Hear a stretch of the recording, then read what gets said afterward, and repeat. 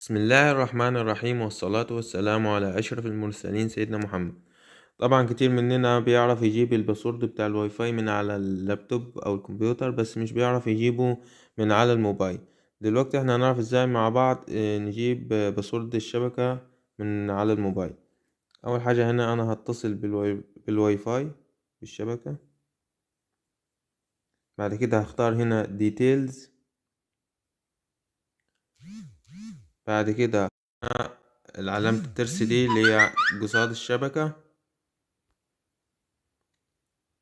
بعد كده هنا تحت هختار ال QR كود. ده ال QR كود بتاع الشبكة بتاعتي، هاخده سكرين شوت. بعد كده هروح على جوجل بلاي،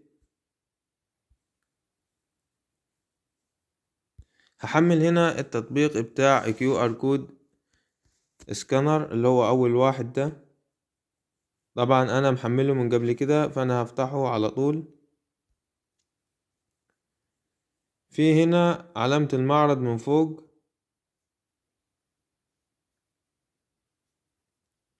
هضغط عليها عشان اجيب الصورة اللي انا خدتها سكرين شوت اللي فيها ال QR كود بتاعي.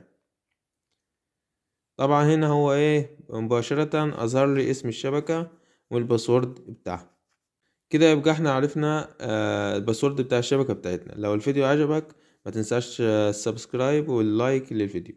شكرا لكم، والسلام عليكم ورحمة الله تعالى وبركاته.